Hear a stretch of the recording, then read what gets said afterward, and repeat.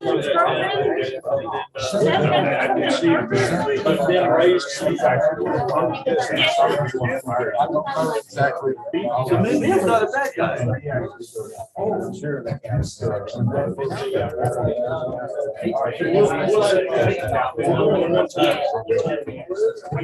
Wait, so he's a good guy. I didn't realize. Okay.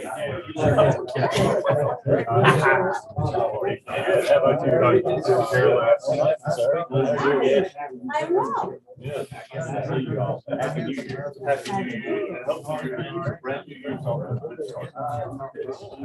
It could be better. It's okay. I gotta go to my aunt's funeral tomorrow. I buried my mother-in-law here last week. Now I gotta go to my funeral. It could be better. Well, it's gonna get better. Oh, yeah. Good.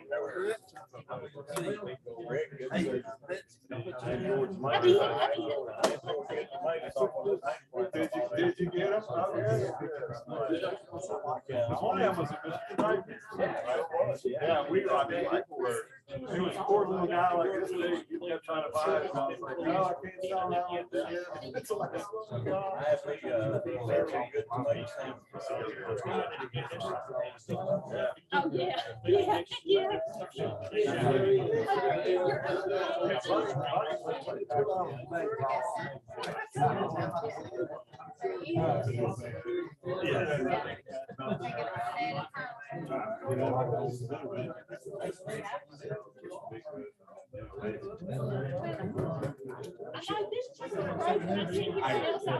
She's sitting beside the bed. Beside the bed. You know, don't let me forget. Listen, who do I need to talk to? Thanks, sir, for making it. Well, we'll be out there fighting. If we have overflow, let's get that little TV out there fighting. Sure. We're friends with Terry. Okay. Terry's the one that will. We gotta get with Terry. We gotta get with Terry. That's probably, that's the thing. I want.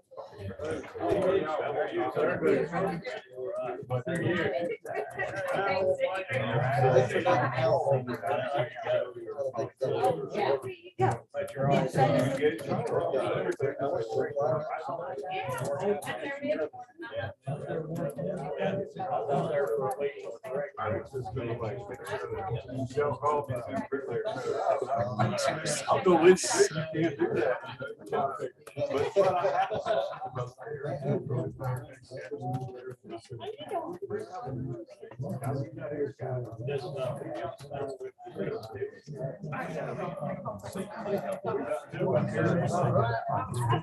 The guy emailed me wanting our help. We didn't get it.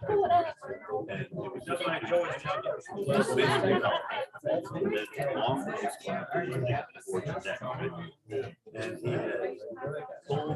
part of the nation. He could see rock even. It's a, I had a picture. Don't see him yet. Just one participant, that's us. Dad's not on. Dad probably won't be on till about 7 or 6:30. She might, I don't know. Host says host has another meeting in progress.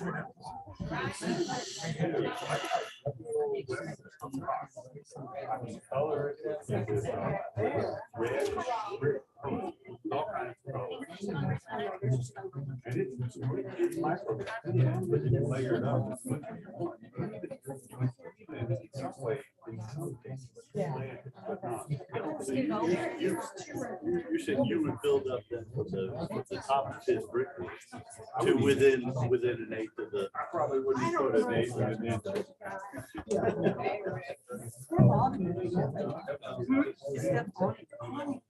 So, yeah.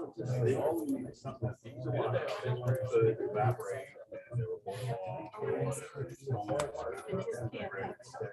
And wick out the other The other night, it was pretty cool idea, but it may not work, but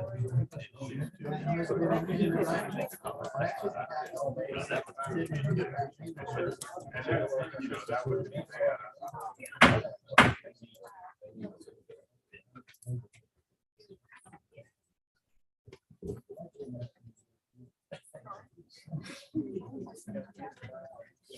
I'd like to thank everyone for joining us here tonight, and I will call to order our regular monthly meeting of the Grayson County Board of Supervisors, January the 12th, 2023. At this time, Mr. Smith, if you would please some indication in place, please, sir. Well, thank you for new year that you give us. Live, work, play, enjoy here in Grayson County. Thank you for all the citizens that have tonight. Thank you for our board that serve. Thank you feel tonight. Each one of us. Allegiance to the flag of the United States of America and to the republic for which it stands, one nation, under God, indivisible, with liberty and justice for all. Thank you. I would like to remind everybody of the decorum tonight. Sir, policy and procedure would be accepted in any court or legislative hearing in the state of Virginia. And I do appreciate the good turnout. And prior to the approval of the agenda and consent agenda, the chair would make two requests, amendments to the agenda. One would be to move the deferred compensation plan for Mr. Wilson, Kenny Wilson, an employee who's retiring, to the consent agenda. And second would be the addition of opportunity, Appalachia grant opportunity, which would be to be presented by Deb Jones, and this would be to business. If there's any other recommendations by the board, that would be the chair's recommendation.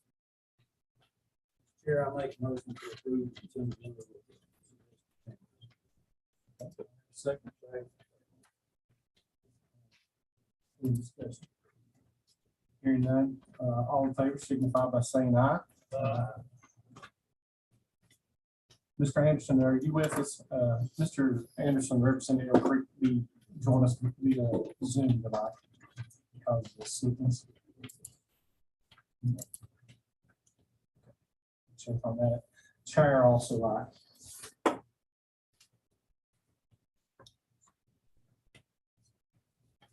We do have a scheduled public hearing this afternoon. Anyone that is wishing to speak at that public hearing, there is a sign-up sheet in the lobby. If you have not, the chair give you an opportunity to sign up if you'd like to speak tonight.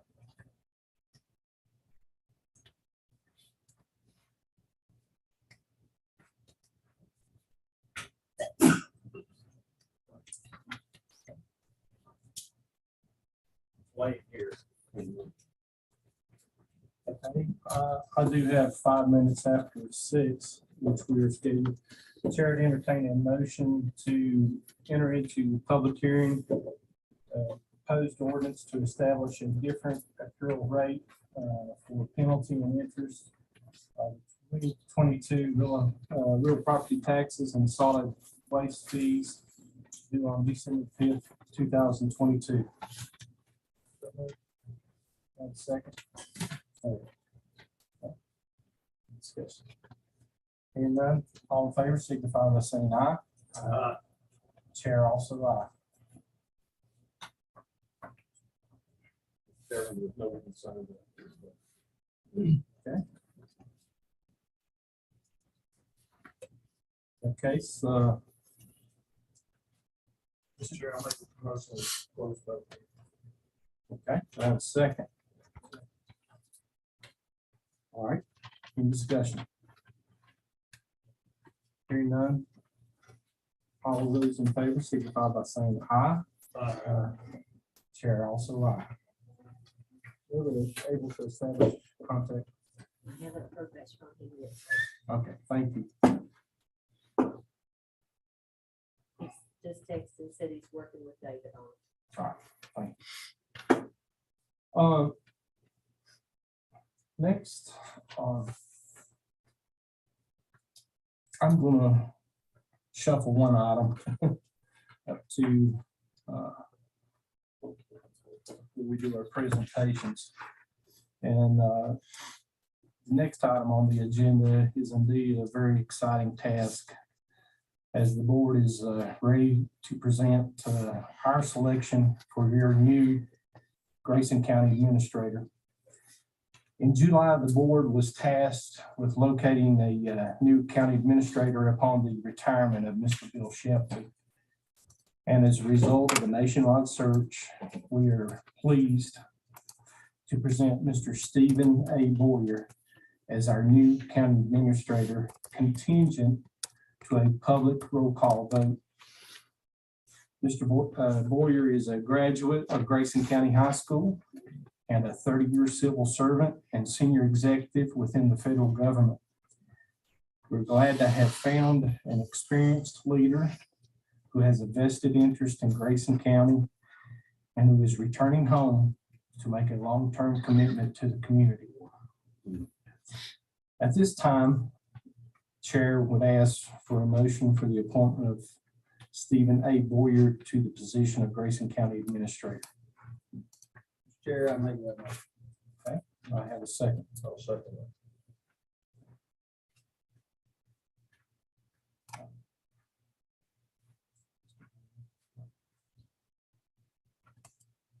It's Mr. Anderson. Is he on the agenda? No, we're trying. You can call in maybe.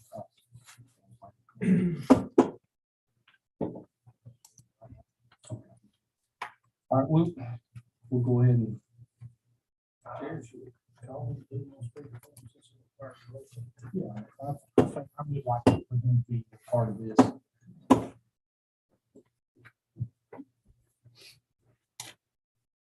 He did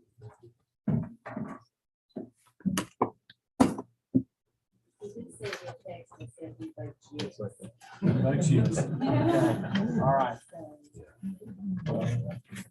We'll proceed on if he's content. Okay. All right.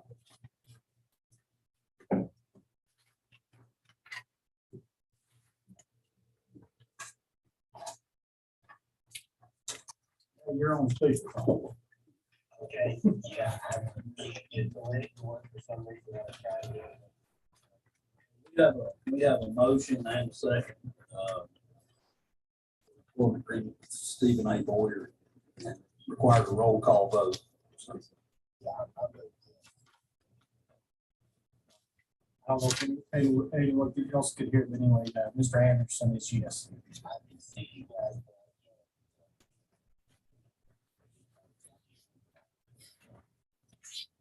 All right, Mr. Fan. Oh, yes. Mr. Ivy. Yes. Mr. Belton. Yes. Chair also yes. At this time, I would like Mr. Boyer to please come join us at the desk here in front of our table and for the signing of our appointment agreement.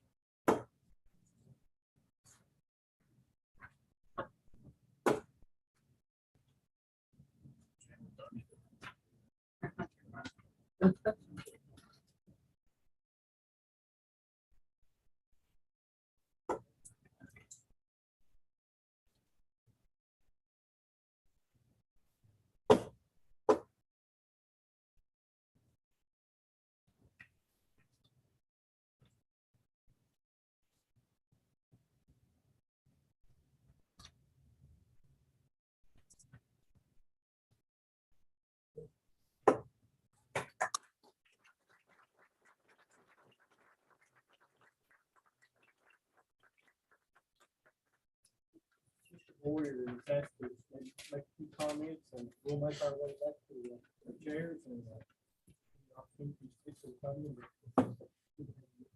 Look forward to working with you.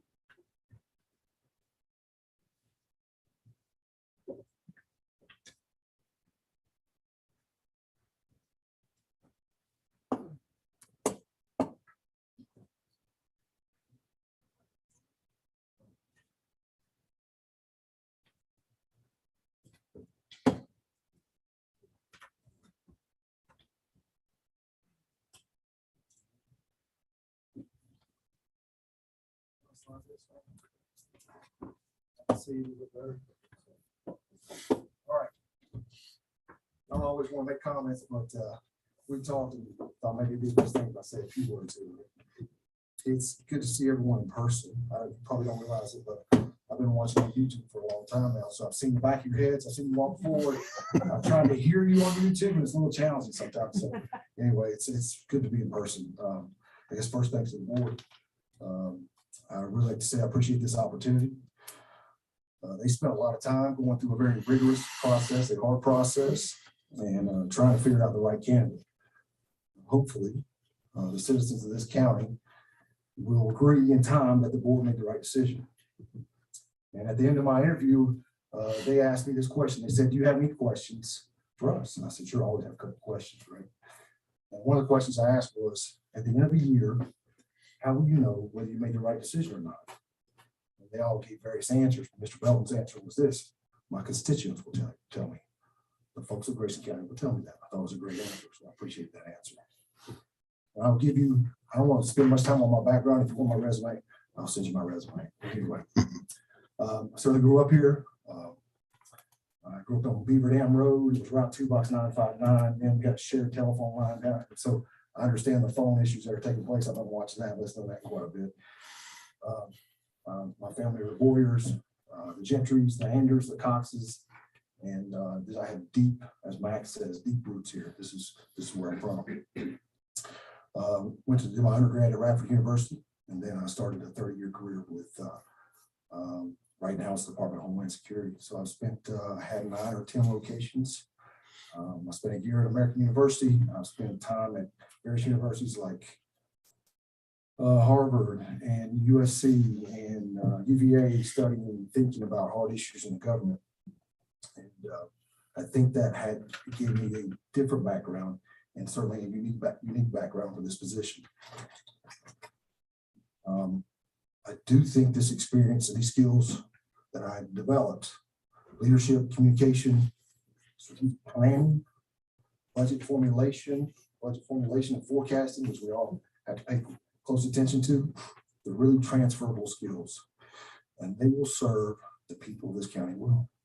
I also think this experience has taught me a perspective on government partnerships that has equipped me to serve in this position well. I mentioned earlier traits, those traits that I think are important, like leadership, communication. And the last one I'll talk to you, I think that's important, is vision. Vision is really important for this community. Direction, for me, direction is always more important than speed. Speed's important. But if we know where we're headed, I generally don't mind waiting a little while to get there if I know that there's something good on the back end of it. George Washington said there was no vision. If there's no vision, there's no hope. And hope gives us stamina. And stamina and endurance. And when we feel like quitting, if we have hope, it allows us to keep going. This is important for all of us. If you're looking for someone, and I hope you found someone who believes the best for Grayson County is yet to come, you found it. And I believe this board is moving in the right direction. And on many issues, I believe are moving in the right direction. And hopefully I can be a positive and effective team member here. That's my goal. Lastly, I just want to say again how thankful I am for this opportunity. I talked about opportunity. I read a story, excuse me, not long ago about opportunity that I want to share with you. And then I'll be done. It was in 1866, there was a little girl born in Massachusetts, and her family had just immigrated here from Ireland. There was a great famine taking place in Ireland. At age 5, this little girl got a horrible eye disease called trachoma, and it caused her to go almost completely blind in both eyes. When she was 8, her mother passed of tuberculosis.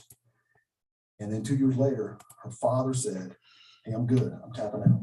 I can't take care of you, your brother and your sister." And so he left. So she and her brother went to an orphanage, and her other sister was taken by another family. Now, her brother Jimmy, within 4 months of going to the orphanage, he died of a hip disease. So now this blind girl is in an orphanage alone by herself. She underwent 2 more unsuccessful eye surgeries. And during the time that she was having the eye surgeries, there was an investigation that took place in the orphanage, and it was found that they had extreme mental and physical abuse taking place in the orphanage, which she surely had to endure. She's sent off from there, and she has 2 more unsuccessful eye surgeries, and then she's placed into a home for pregnant and unwed mothers. At age 11, she's in this ward with pregnant, unwed mothers, and she petitions to be placed into the Perkins School for the Deaf and the Blind. She gets accepted at 14 years old. She goes off. She struggles hard because she's never had a formal education. During her time there, she has a series of eye surgeries that helps restore a lot of her sight. At age 20, this young girl graduates as the valedictorian of her class. This is what she writes in her speech. "Fellow graduates, duty bids us to go forth into an active life. Let us go cheerfully, hopefully, and earnestly, and set ourselves to find our special part. When we found it, willingly and faithfully perform it. For every obstacle we overcome, every success we achieve tends to bring man closer to God and make life more as he would have it." How do you have someone who would go through that type of failure and hardship and struggle in life and see the world as nothing but opportunity? At 21, this little girl gets contacted by a man by the name of Arthur Keller. Now, Arthur has a 7-year-old daughter who's deaf and blind. And this starts a 49-year relationship between Ann Sullivan and Keller. And this fundamentally changes how we see people with disabilities. Now, if this girl can see opportunity, we certainly can see it. So thank you for the opportunity. I appreciate it, and I promise to do my best.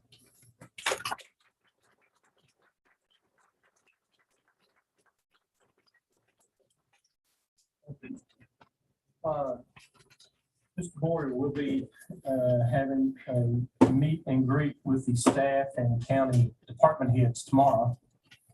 And then the board and staff will be arranging a meet and greet with the public at a later date. And we'll want everyone to have the opportunity to move. Thank you. Congratulations. Glad to have you on board. All right. Now we'll move into reports, presentations, and requests. Reserve Grayson. On the price.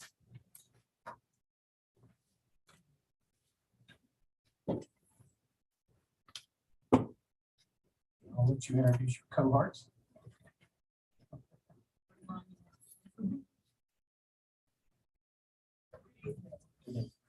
And welcome, Mr. Boyer.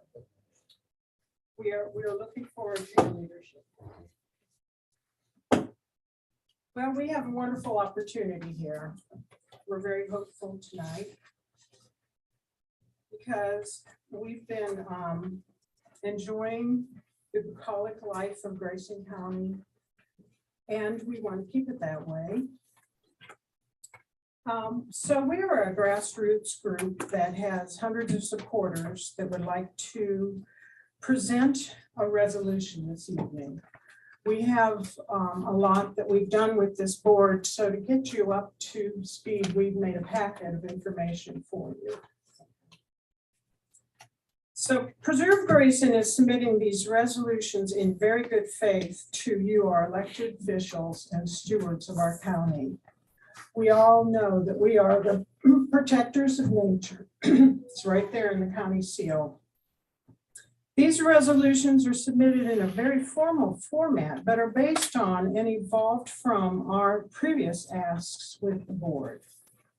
They reflect and mirror the concerns of our community regarding the rapid and massive expansion of industrial scale agriculture in the county. We respectfully ask the board to help us in addressing these concerns, and we wish to create a path, a tool, so to speak, for the board, and with our assistance, a partnership to address these escalating concerns that are expressed in this document. We hope the board will reflect upon these resolutions and in time adopt them. We hope to be available for ideas, for help and discovery and research for the staff members who might be assigned the tasks. First reader is Candace Stevenson. Gloria, thank all of you for being here. I'm going to get right into it. This resolution concerning challenges arising from evolving agricultural land usage includes industrial scale commercial pesticide application. So whereas Grayson County, since its establishment in 1793, has been and continues to be predominantly rural in character. The county has historically supported many small farms, largely focused on cattle production, whilst remaining rich in wildlife and scenic beauty, with great potential for developing tourism based on hunting, fishing, and other outdoor recreation, as well as agritourism, not to mention the local arts and crafts and musical heritage, and it may similarly be attractive to many families seeking to relocate from urbanizing areas in search of the amenities of rural life. Whereas the county has a vested interest in preserving and further developing opportunities for these forms of ongoing community development. All forms of tourism, to include the richness that comes from smaller farms growing specialty crops, including organic crops and other niche and innovative enterprises. And whereas the county has in recent years experienced dramatic and rapid evolution and change in its agriculture land use, includes a significant increase in the amount of land devoted to industrial scale, various production of crops, many of which involve intense utilization of herbicides and pesticides. And whereas concerns are rising in the community that industrial scale production practices, including an increased use of chemicals and even the use of aerial spraying, are leading to deterioration of water quality, decreases in long-term soil productivity, and also significant adverse impacts to public health, including increases in the incidences of various cancers and/or Parkinson's disease. Whereas the county's expansion and investment in broadband is bound to increase the vitality and innovation of the rural areas, as well as connectivity to school programs for our younger residents. These aforementioned concerns with respect to industrial scale monoculture operations seem likely to prevent full realization of these opportunities.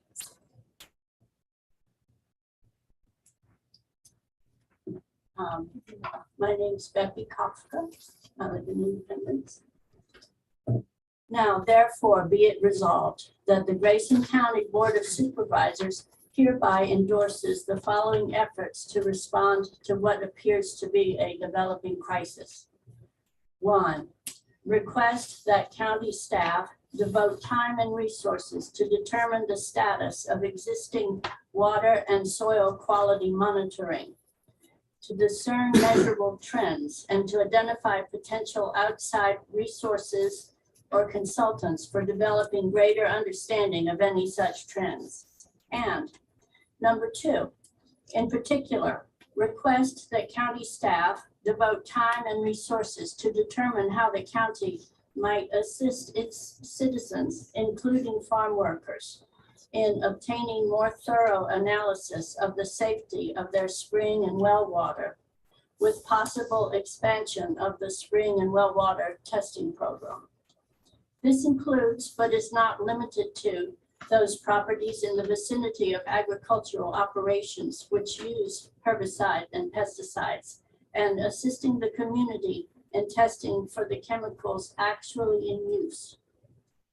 And 3, further request that county staff devote time and resources to determine how the county might measure and/or map the incidence of cancer and Parkinson's disease in the community, including farm workers, and with the collaboration of other agencies such as the Virginia Department of Health and Human Services, search for and document correlations between the increased incidence in disease and the use of herbicides and pesticides in the vicinity.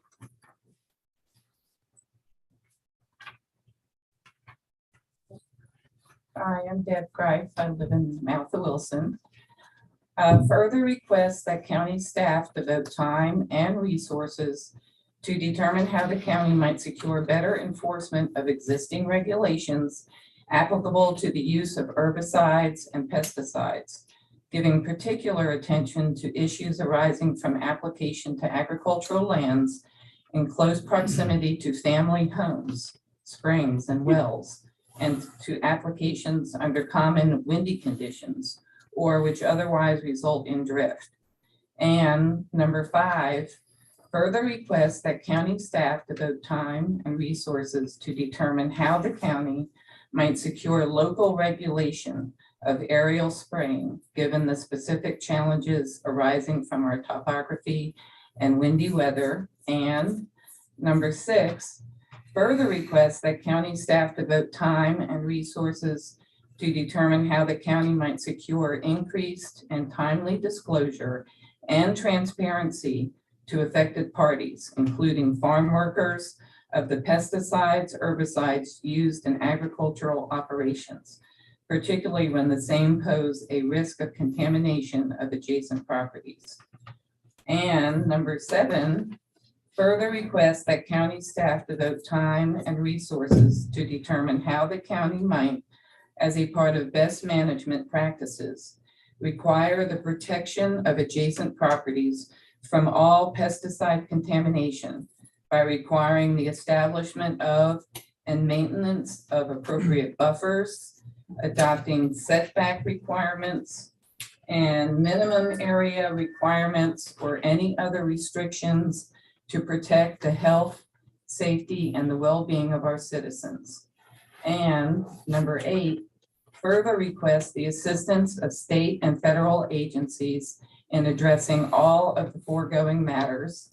And number 9, further lobby our elected representatives in state and federal legislatures for assistance in addressing all of the foregoing matters. And we're available for questions if anybody has any.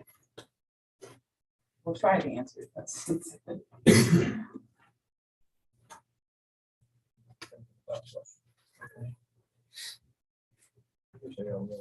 So the intent really behind this resolution is for us to ask the staff to explore what we could or could not do. Is that what you're really asking?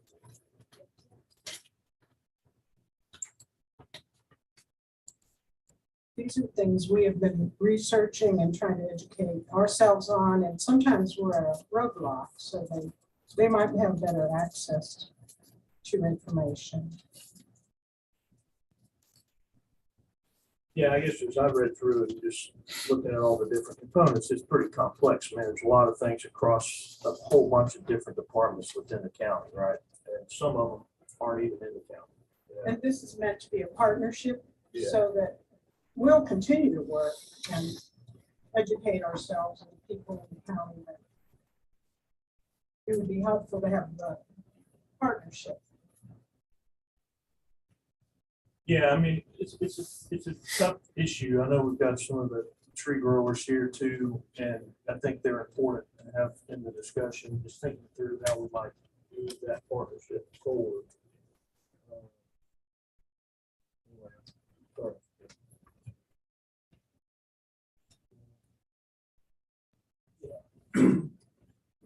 I feel like it would be beneficial for a group of tree growers to present to this board that actually address questions that you have and hear from other growers in the community. And instead of indicting an entire industry, let's have a discussion before it's, we hate this side and we hate the other side. Nobody's saying we hate. No, I'm not putting words in your mouth. But I mean, Actually, we mentioned ag. We didn't say anything about Christmas trees at all in the This is document. agricultural. This is all for, actually, this could even apply to any kind of entity, wind farm or such that would try to come and make a difference in our county such as we have seen. okay, agriculture as a whole, maybe we need to direct the ag advisory committee to put together a presentation that addresses all of your concerns. I think if you can put together a list of your concerns, so there can be a public address that addresses every one of your concerns, that's not good enough.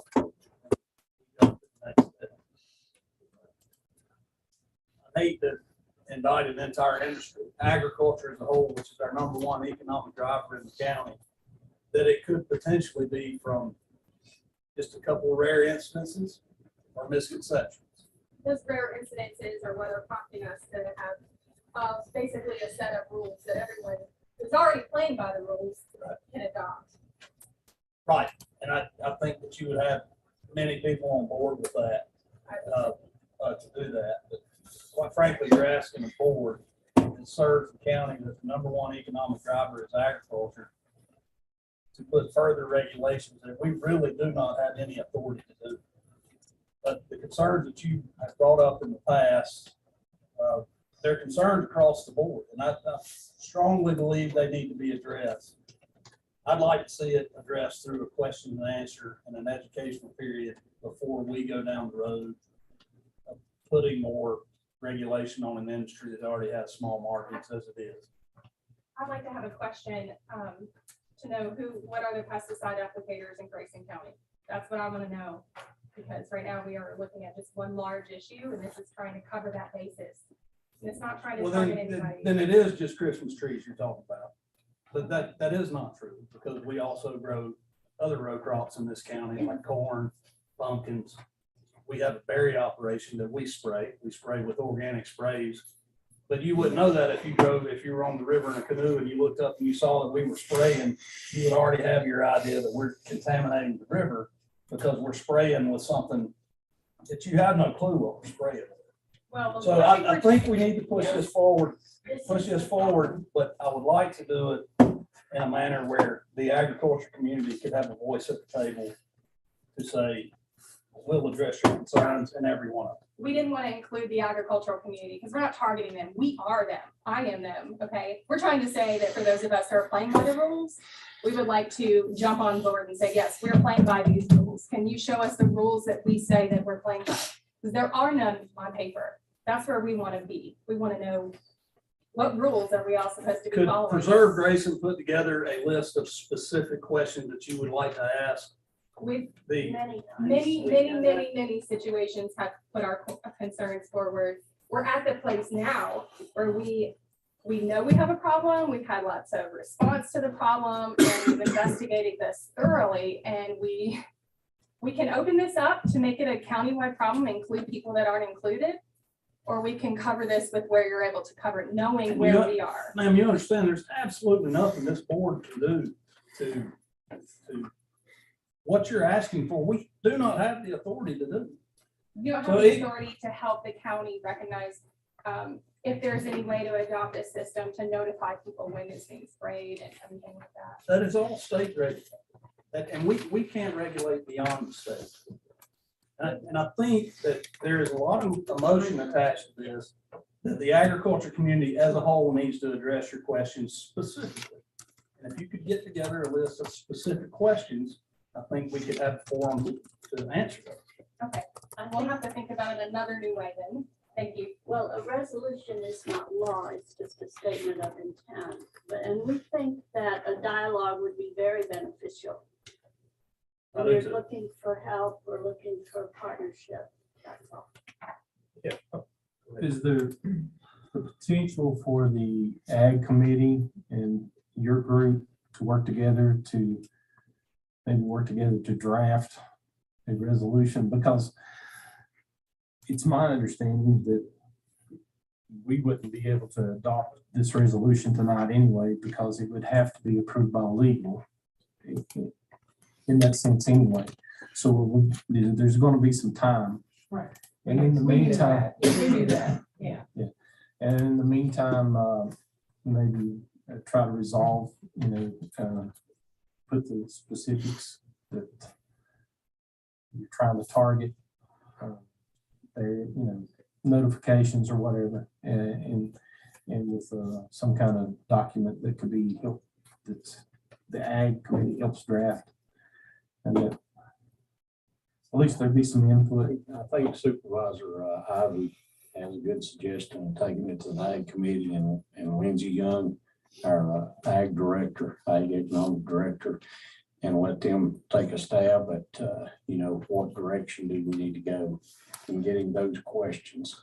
And, what are the questions and where do we go from there? So I think it'd probably be a good place to start. Now, well, Steve Durbin pointed out that this is a right to farm state, but there's one loophole in that, and it states in the right to farm law, unless the actions of the farmers harm people. And then, it falls upon us. I'm an artist. This is, a learning curve for me, but it falls on us to prove the harm that, 99% of the people in the county are feeling. And so, we're doing this to ask for help, and let's have a dialogue. Let's get going on some of these problems, because most people in the county feel there is a problem. Thank you very much. We met with the Ag Advisory Committee twice, and we have had discussions, so I'm just keeping up to date on it.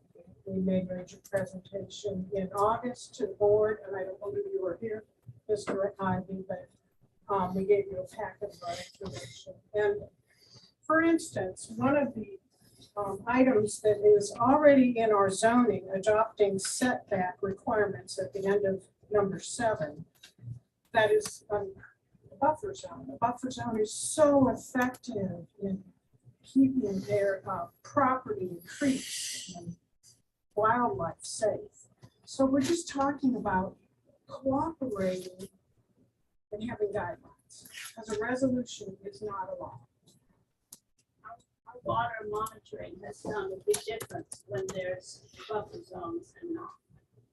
The scores are so much higher when there's 50 feet of woods around the stream.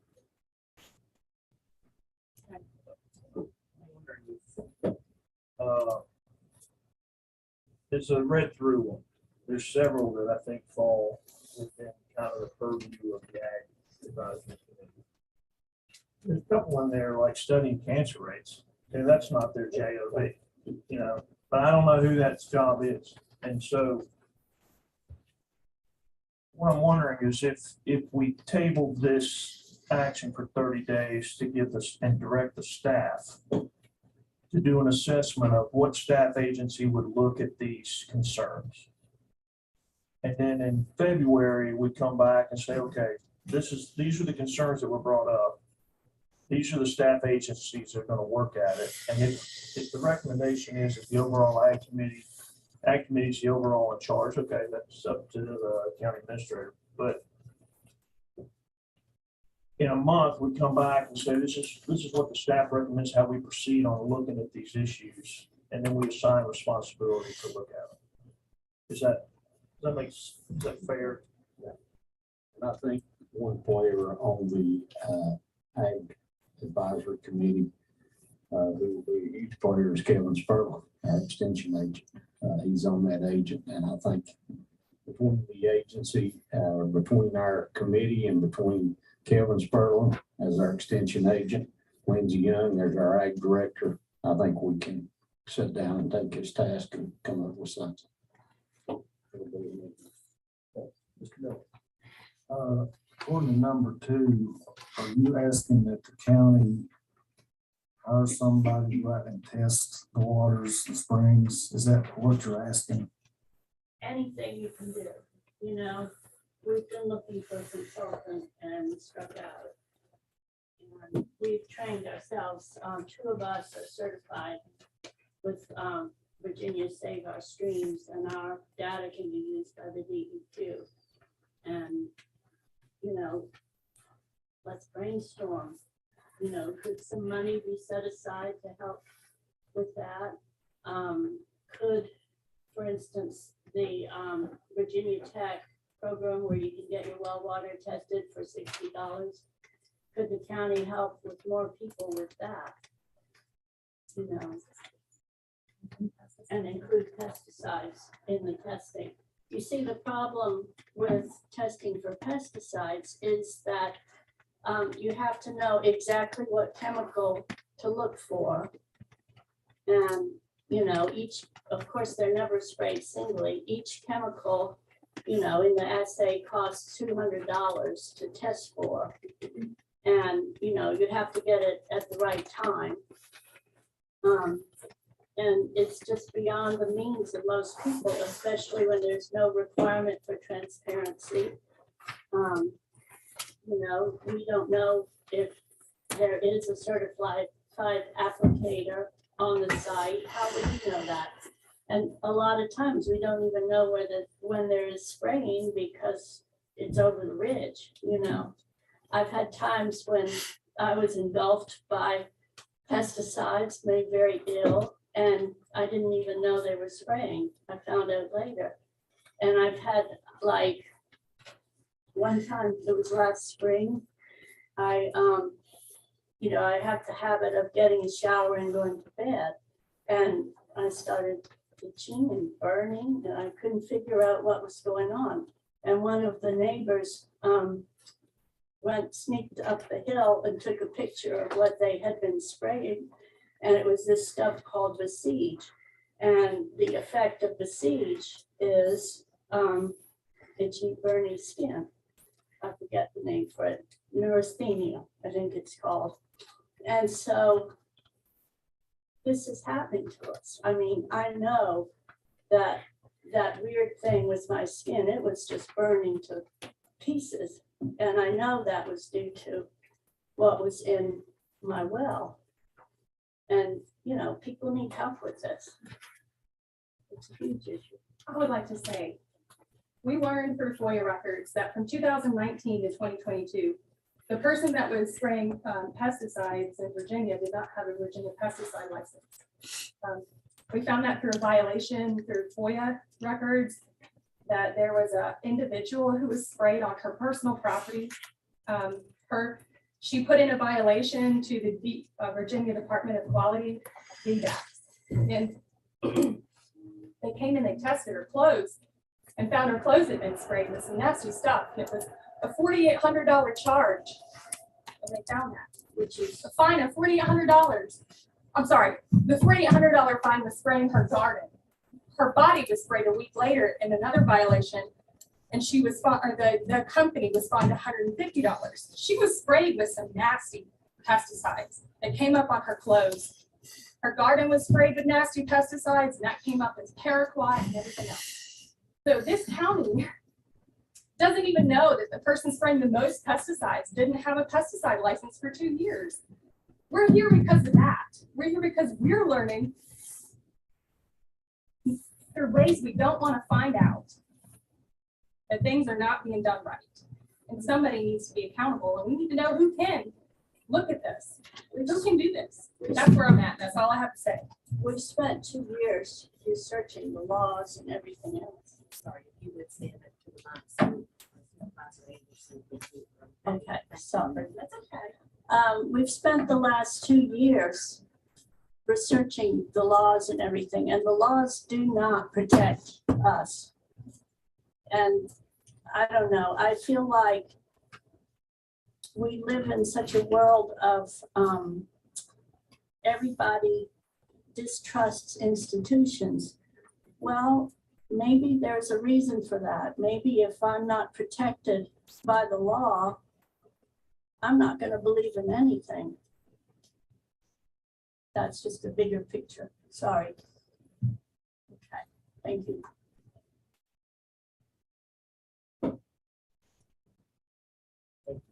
Okay, thank you.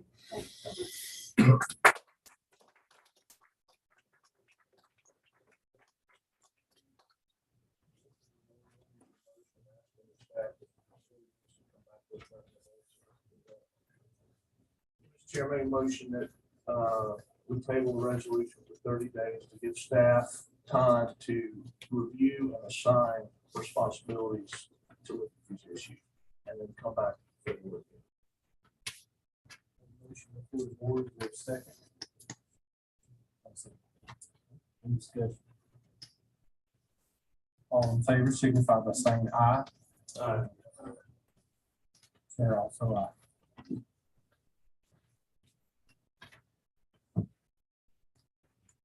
Next, we, on the agenda, we have Mr. Larry Bolt, Commissioner Revenue. Tax relief for elderly update and personal property 2022 update. Good afternoon, or good evening. Thank you all for allowing me to be here. Seems like I haven't seen you guys since last year. Anyway, let's start with the joke, right, John?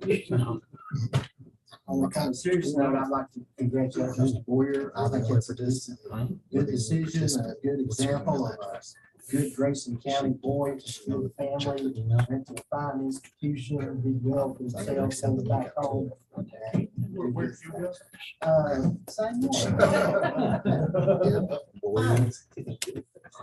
Anyway, the reason I'm here tonight, our tax relief real estate program for elderly disabled. If you remember last spring, I came to you and we discussed current guidelines, and we talked about making some proposals to see if we couldn't increase the guidelines to qualify more people, and especially in the wake of the new reassessment where a lot of the homes went up in value. And we had maybe 2 or 3 discussions about it, trying to decide what to do. And David, do you have that can pop up on the screen? It's in your packets. Resolution? No, it's under me. Real estate tax relief. Be under presentations. Got it.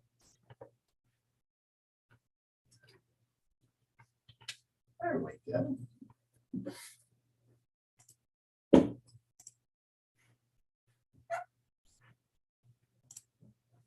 There we go. Next one get clear here. But anyway, on the top of it is the guidelines of a previous 2021 and 2 years back before that. There's a household income limit, and it was $27,500 net worth, not counting the house and 1 acre of land.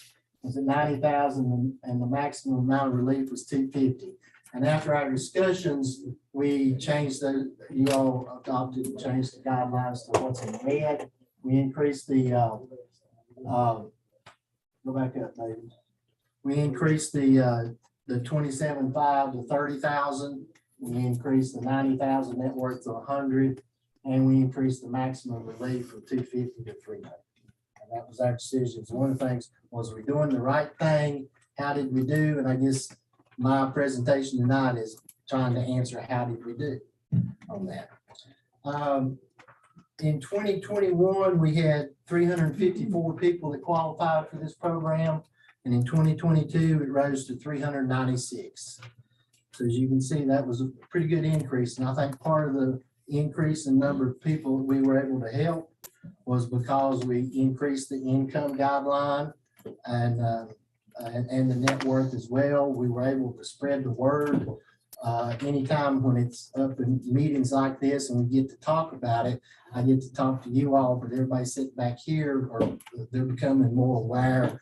It may not work for anybody in this room, but you may have a neighbor, you may have somebody you go to church with or whatever, so you're able to find out a little bit about it. And then if anybody thinks you may know, just have them get in touch with me. There's 3 senior citizens groups that meets in Grayson, one at Freeze, one at in Independence here, and one at White Top. I went and made presentations to all of them with the new info, and I think that probably helped. And anytime we get the word out, it's a good thing.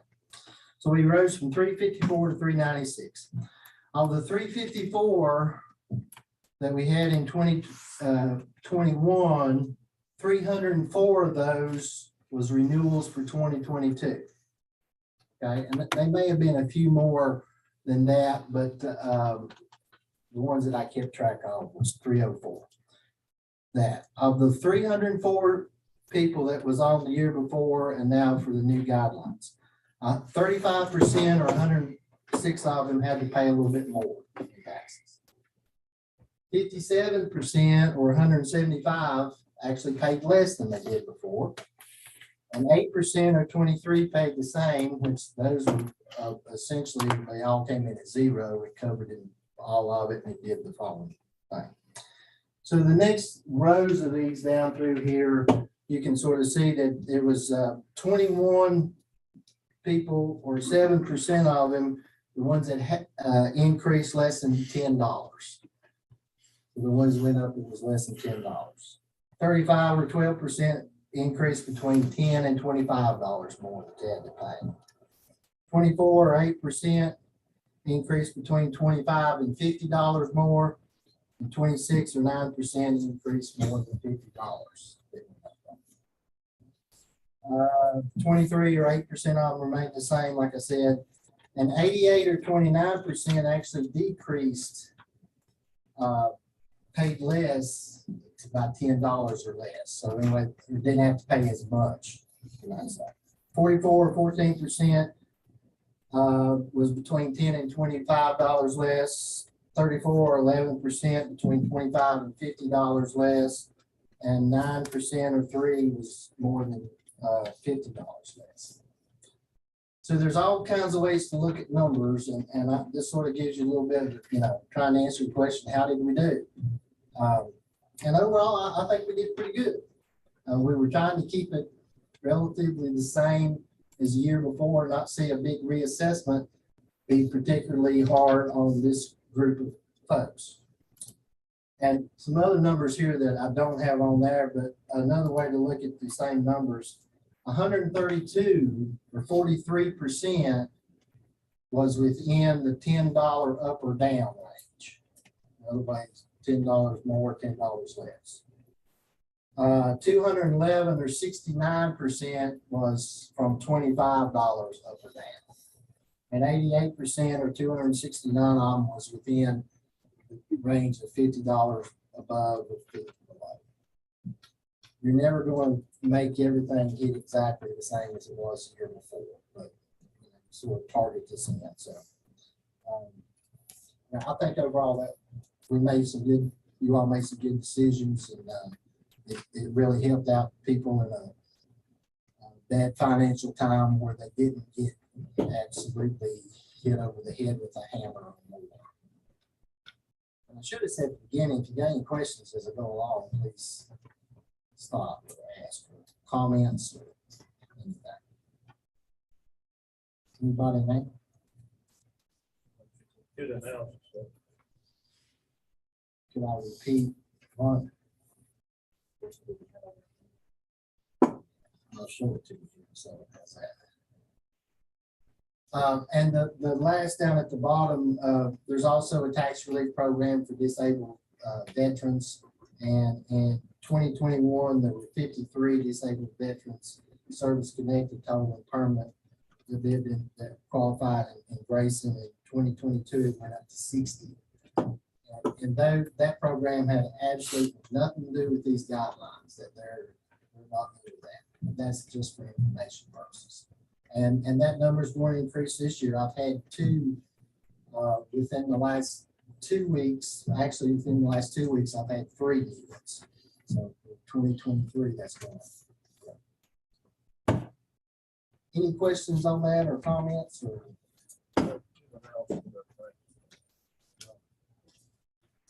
The second little bit, David, you have another present or document there. Talks a little bit about personal property. And this is strictly info only, not to be taken with too much.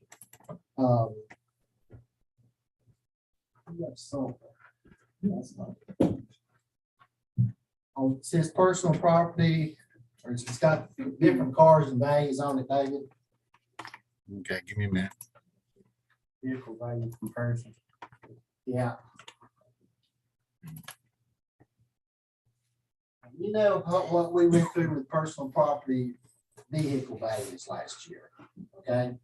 Now, and I think you also know everything's based on that magical January 1st date on what values of vehicles are and everything. And it's the same way for Grayson County as is across the state. All the counties gets info from DMV on who owns what. We send it to JD Power, used to be NADA, and then they come up with the values on these vehicles. And because of all the issues that went on last year with supply chain, lack of chips, supply and demand, the used vehicle prices rose tremendously last year. And you know what we went through with the rebate back and everything from last year. I was at a conference last fall and heard a presentation from one of the guys from JD Power. And one of the things, and the tendency was it was going to be coming down this January 1. But one of the things that sort of, that I took away that maybe impressed me the most or whatever is the vast amount of data that they use to get these values. And it's not simply like 100 or 1,000 different vehicle transactions. I mean, it's hundreds of thousands that they look at to come up with that vast number. But anyway, so we haven't received our 2023 January 1 values yet. It takes some time after that. That usually comes the first part of February. But what we did receive was one of their little books that's got the values in them. And I randomly picked 25 vehicles here. Okay. And looked up in the books to make the match to see what, if anything, was trending one way or the other, or they said they were going down, you know, see if it proved correct. This is a very small sample, not big enough to do anything major with, but it may give you a little bit. I mean, we have 16,000 vehicles in the county or something like that. And I'm looking at 25, okay? But if you look, I've got the 2021 value and how much it increased up to the 2022 value. And then, as you can see, of the 25, they all decreased in value from January 1, 2022. And I think that's a very good thing that we like to see. Some of them went back less than the 2021 value. Some of them did not, but they're all lower than the 2022 value. And we're going to have some discussions and coming up in the spring, especially at the budget time, and about tax rates and all of the PPTRA and the license fees and everything like that. But you know, on my sample here, they average going up 29% from 21 to 22, and they decreased 21%.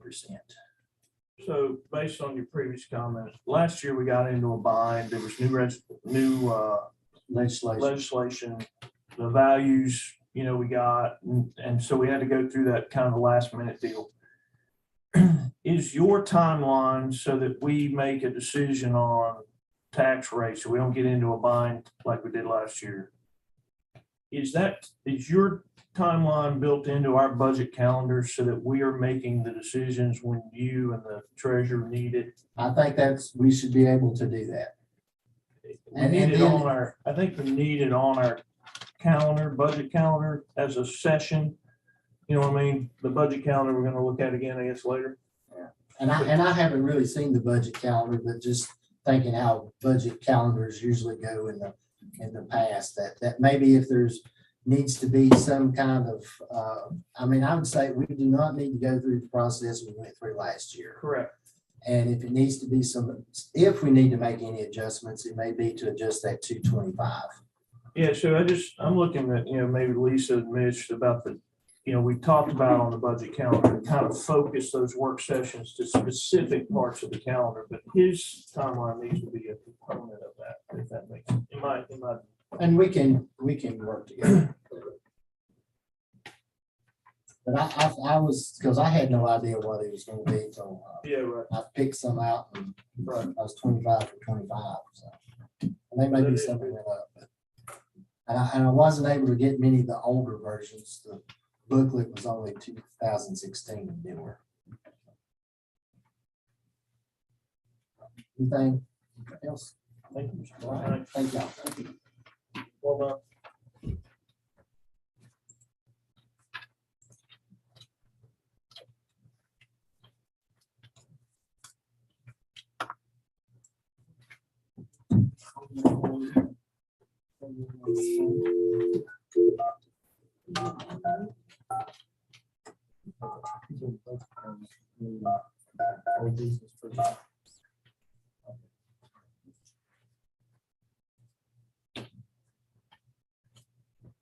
And then we'll,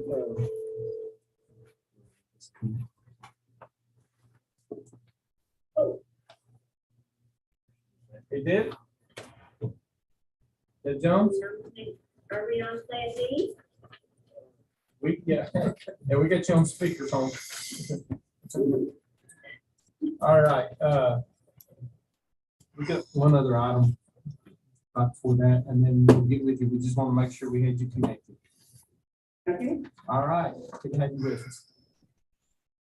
Okay, next item will be under old business, the budget calendar. Mr. Smith.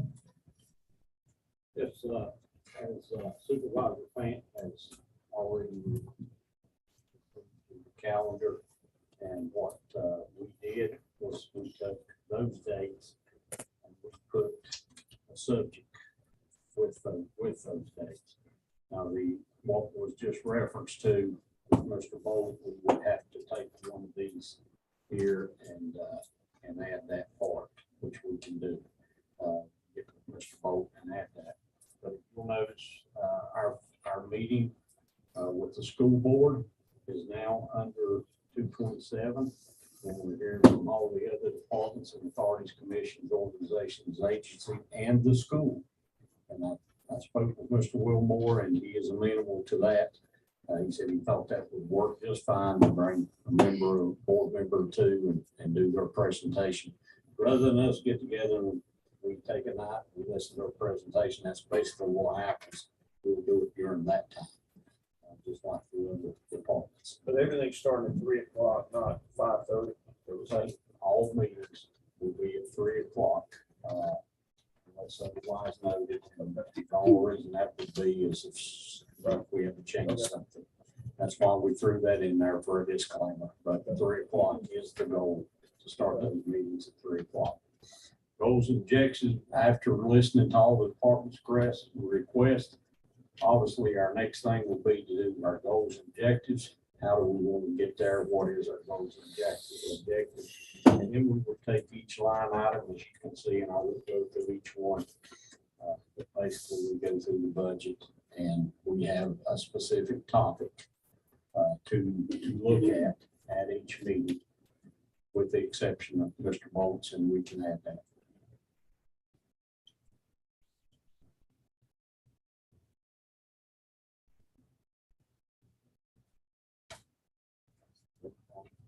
Mr. Supervisor Anderson wanted to call in, so I don't know if he has a something to add to this or has a comment or whatever, so she can call him in on her phone. But are there any questions? We took some time with this and tried to come up and with what the board had suggested that we do, and that is put a subject with the, where you don't just come into a budget workshop. Now you know what you're coming for.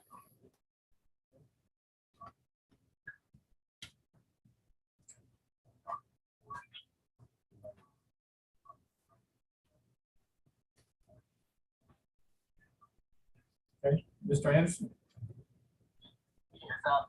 I can't listen on the TV and discuss at the same time, so I'll listen to the discussion and then I'll ask you before I speak. Okay. Anyone have any comments or discussions on the budget calendar? I mean, it's, I like the organization to it this time of the focus. Mr. Anderson, do you have any questions related to the budget calendar? I would assume you have it in your packet. Yeah, I'm looking at it. Yeah, it seems to be okay. I thought we had discussed doing it at 11 a.m., but I see it's 3 p.m. and we're gonna stick with that. That's just the time that we heard. That's up for whatever the board. If 11 o'clock works better for the board, that's completely up to you all. Did you hear that, Mr. I'm awake at 11 o'clock, but it's really hard to get here at 11 o'clock. Just because of the other stuff I got going on. So 3 o'clock I'd prefer, but I'll figure out how to do it. I can do 3. I thought Brantley had suggested 11 earlier. We were gonna move them to during the day. I just said it'd be nice if we had a few meetings over in the afternoon instead of till midnight. Okay. We 11's good. Okay. I'm sorry, Okay. All right, so if there's no further discussion, I don't think this is an action item. Unless we need to approve the budget account. Yes, we will. Okay. Chair would entertain a motion to approve the budget calendar as presented by staff. So moved. Second. Okay. Any further discussion? Hearing none, all in favor signify by saying aye. Aye. Chair also aye. All right. You want me to just keep you online for this next presentation, Mr. Anderson? Yeah, I do. Is this Dan? It is. Okay. Yeah, I do want to hear this because this got dropped on us late today, or it did be, and I'm not real up to par on this. Okay.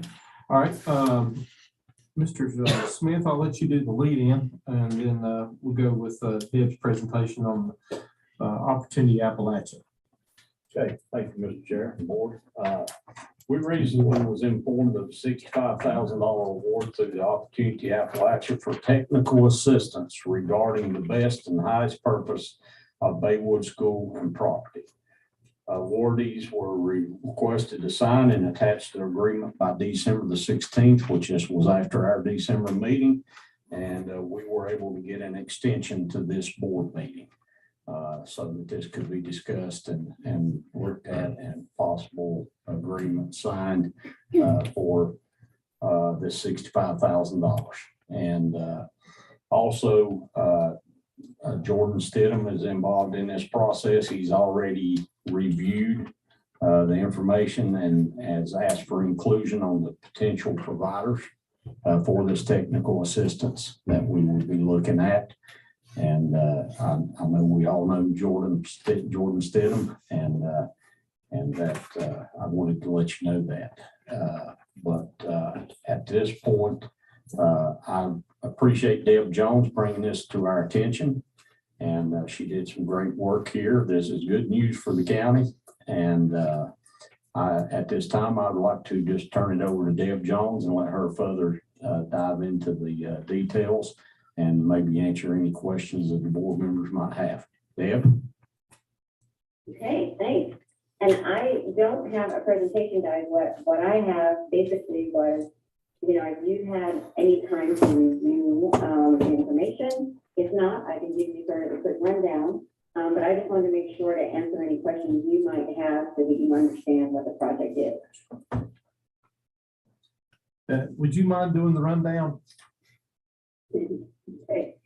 So I did put in, I talked with Mitch and the folks there in the office to see if she might be interested in this opportunity with Opportunity Appalachia.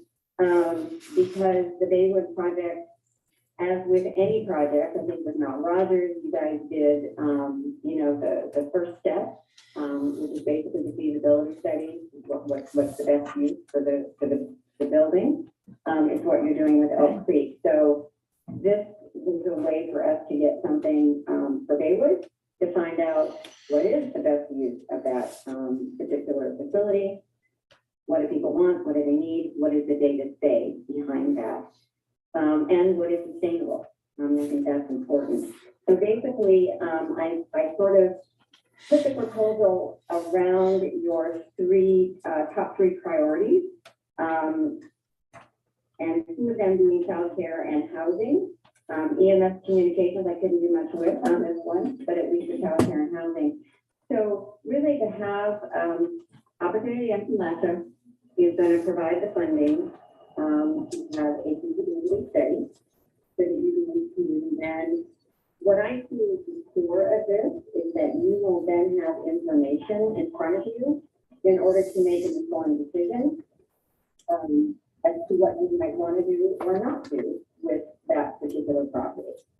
Because Julie was a part of it as well, what we talked about, because his work was so incorporated, is that as we were looking at feasibility for just that particular building, we were also going to include the property just to see if it might be something that would be amenable to housing or not. And one of that is based around really having things within the community that this could actually be sort of a centerpiece for a bit of vibrancy in that part of the county. Then you could sort of think to build out from that for economic development. And that's kind of it in that's what it is. I don't know, what are the questions that come up for you guys, and what are you thinking when you read over the information? Does that sort of give you a sense of what the project is? Okay. Deb, Mr. Ivy has a question. Do the grant funds, 100% of the funds have to be used on a feasibility study? Right, so basically what that technical assistance is, and hang on a second. It's a feasibility study to identify the highest and best use of the property. It is existing architectural conditions assessment, including the layout measurement. It's preliminary architectural design, and it's a site master plan that situates the existing building with recreational space, with potential future housing, and addresses any kind of parking needs and things that would be a part of that. What is the time frame to use these funds? So what Opportunity Appalachia is looking at is that each city will be completed by the fall of 2023. We're already, I think they just sent something, I think they sent it today for an RFP to put out to getting people in place. I did send that to the supervisor, Dave. What did you say? I did send that to the supervisors for their review also. Okay, good, yeah, so they're moving on it, and I think that's a big part of it. One of the things too, that if you're not familiar with Opportunity Appalachia, depending on what you guys decide, once you get the study, determine, how you want to do it, if you want to do anything, obviously.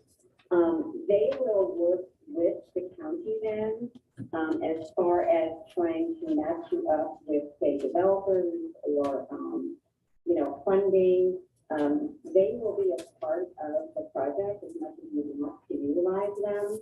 One of the things that I thought was pretty unique to their organization, let's just say that you want to do something and you want to bring in a developer, and it's a local person, and maybe they don't have quite the experience on this type of project. Opportunity Appalachia will engage someone who does have that type of experience to work with that local developer to help develop, to build the capacity. And that's not something that I don't know, that's just not something that I normally see in funders. So they want each of these projects to be successful. So, Deb, John Fant, the 65K is going to get us a feasibility study, but once we have that, there's no obligation to go beyond that. The reason I'm asking is in the agreement, there's a phrase in which it kind of escapes me, but there's something about a pay it forward or something like that deal where I think once we commit funds, then there's an obligation to pay Opportunity Appalachia a fee, right? But up until we commit funds, other than the 65K that we've got for feasibility study, we're under no further obligation at that point. Is that fair? Right. And I guess, John, too, let me make sure that you understand that it doesn't actually mean that, say, the county would be committing more funds, but as part of now being in this network with Opportunity Appalachia, they're going to help you determine what's the best, who are the best funders for this kind of project. So they're going to try and help you be successful in getting the funding that's required. And then if within 3-year time span, you do get funding and it looks like, hey, we're ready to go, let's just make the project happen, then there would be that expectation of the pay forward. Okay. Does that make sense? Yeah, no, that's how I understood it. Thanks. Mr. Chair, I got a question. Mr. Anderson. Yeah, Deb, this is Zeke Anderson. I'm on speakerphone as well. My question is, and you may have mentioned this, I couldn't catch everything, but in the feasibility study, are they going to look at the water issues as well as the structure? Is that part of it? And making sure the deed and everything's secure? Right. And that would happen through some of the existing architectural conditions and really making sure that, exactly. I mean, they're not going to go forward if they think, well, here's what people say they would like to see.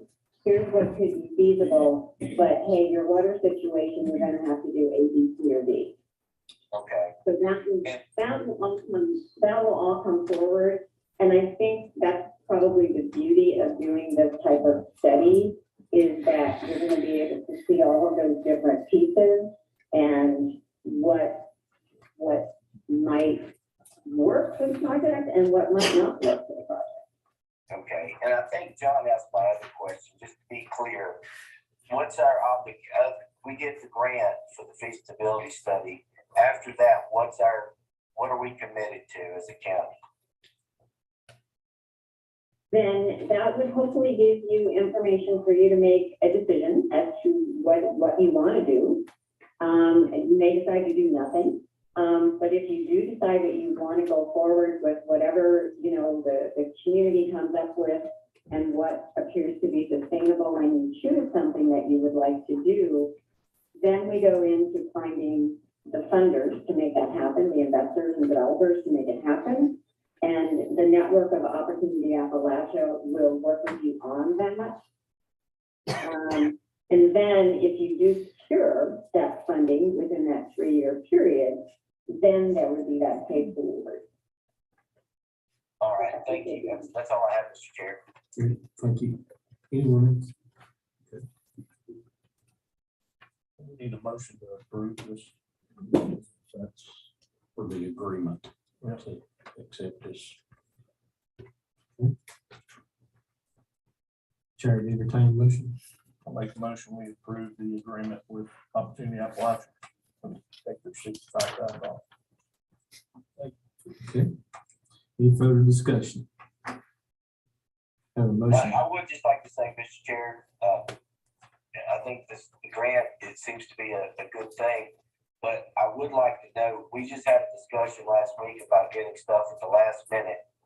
And this was thrown at us, at least I was, I don't know, you guys may have already been aware, but this was really last minute, and I hope we can tighten that up a little bit moving forward. Okay. Agreed. All right. Any further discussion? If none, then having a motion before the board with a second.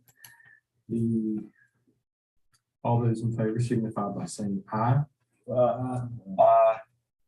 Okay. Chair also aye. And I think that'll take care of it. We appreciate you joining us. Thanks, Dan. Tonight, Deb. You can stay with us if you want to.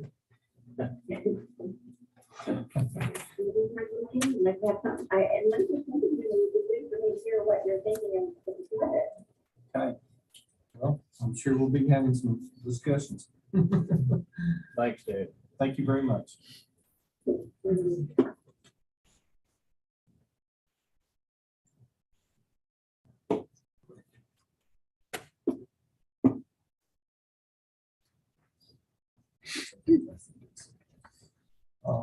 Everybody's still good?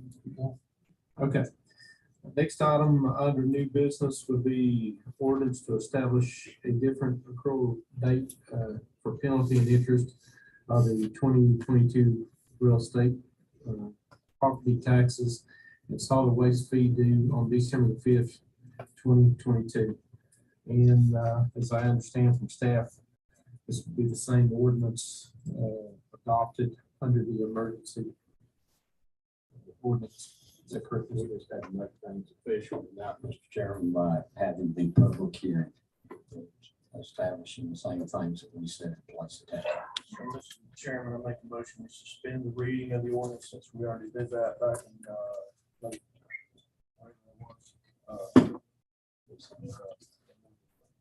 Okay. I think it's that. Okay, motion for the board is second. Any discussion? All in favor, signify by saying aye. Staff appreciates that. We did need a roll call vote on it. Okay. Mr. Anderson? Aye. Mr. Ivy? Aye. Mr. Belton? Chair abstains.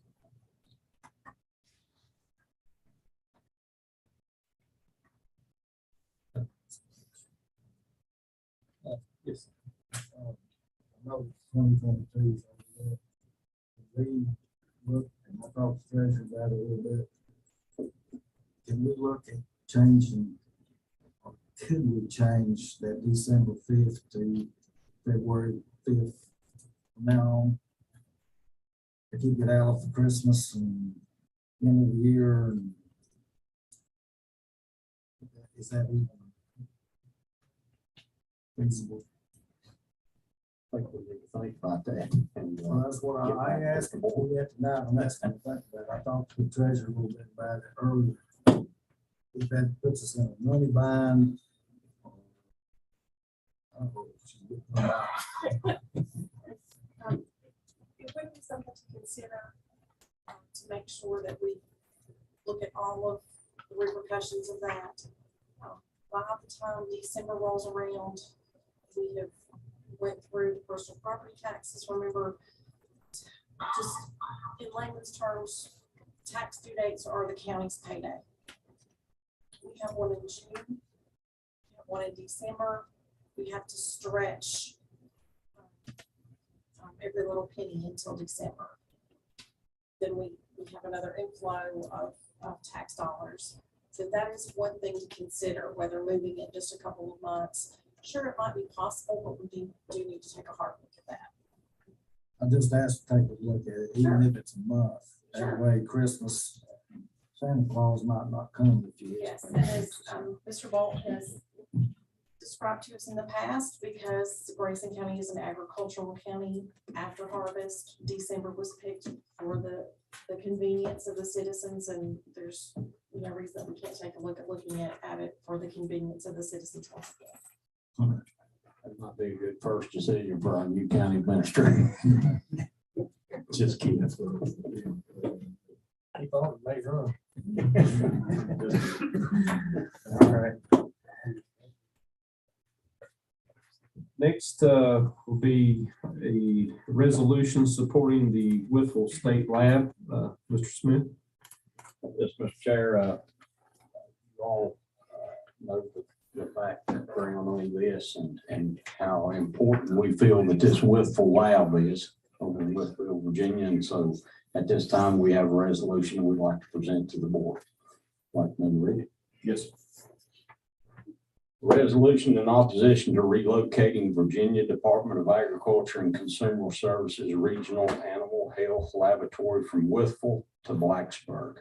Whereas the market value of livestock, poultry and their products in Grayson County is in excess of 30 million based on the most recent USDA Census of Agriculture data.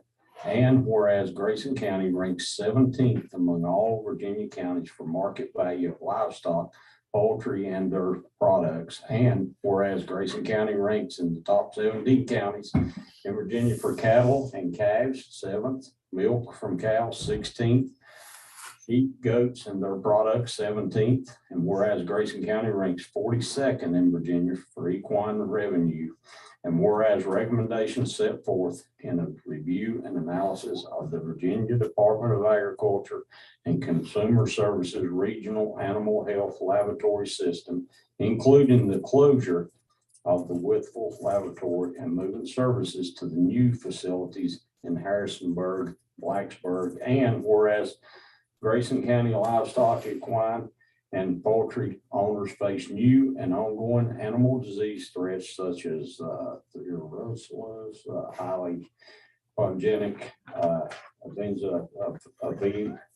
I'm getting mixed up on this here. Influenza, equine infectious anemia, and other that result in animal mortality and severe economic loss. And whereas Grayson County livestock, equine, poultry, and companion animal owners would face the added expense to haul whole animal specimens an additional 53 miles to the Blacksburg, an additional 2 hours of travel time for the necropsies. And whereas local veterinarians and livestock owners have experienced delays in response from the Virginia Maryland College of Veterinary Medicine Diagnostic Services when compared to the responses from the Regional Animal Health Laboratory in Whitfield.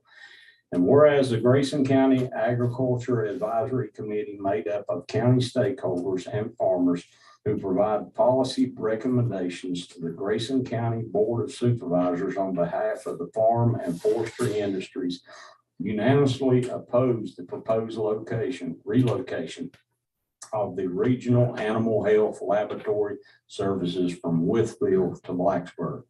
Now therefore be it resolved that the Grayson County Board of Supervisors opposes relocating Virginia Department of Agriculture and Consumer Services Regional Animal Health Laboratory from Whitfield to the Virginia Maryland Regional College of Veterinary Medicine located in Blacksburg, adopted this 12th day of January 2023 in Grayson County, Virginia. Appreciate that very much, Mr. Smith. I just, I felt it was a good education for some people that might not be familiar with their efforts to try to close the Whitfield land. Yeah, no problem. I'll make a motion to approve. So, okay, motion, second before is any discussion with the board. I'd just like to say I've used the lab a few times over the last couple of years, and they do great work. And the convenience of it, I think, is really, really important. It's not just Grayson County; it's all southwestern part of Virginia that uses that thing. And so I hope that this resolution will get sent to the other counties in the region to get their elected leaders to buy in on supporting this. And so, thanks for putting it together. We can do that. I think it's very important. I've used that lab. And when you got necropsies going over there to get, you want a result quicker than you can do it there with one. it's a vital thing to Grayson County and Southwest Virginia. All right, I think this requires a roll call vote. Yes. Okay. Mr. Freeman. Aye.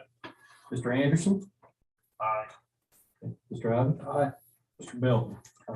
Chair also aye. Thank you. Mr. Chair, for clarification, was there a second? Yes, Mr. Belton. Okay. All right. Next item on the agenda will be a resolution, VRS Enhanced Hazardous Duty Benefits. And, this benefit is at the same, from my understanding from staff, this is the same benefit at the same rate that the sheriff's office has enjoyed for several years. And this would only entail adding 2 additional people since we do have emergency service personnel now. And, at no cost, extra cost to the county.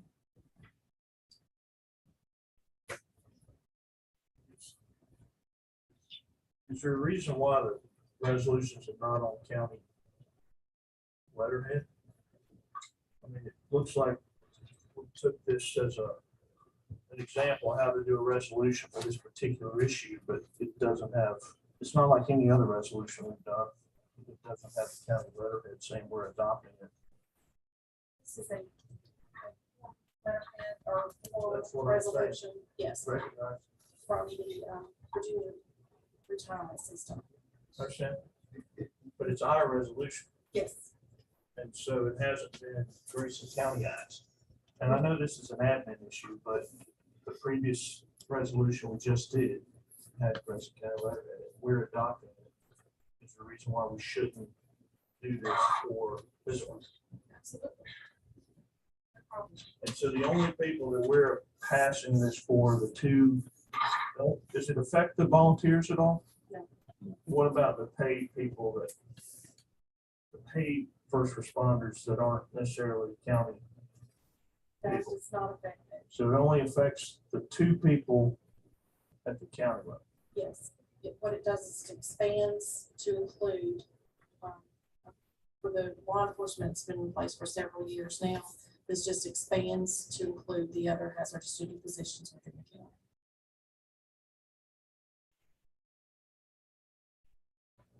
Or table it for a month, get it in the right format, and then have another discussion next month.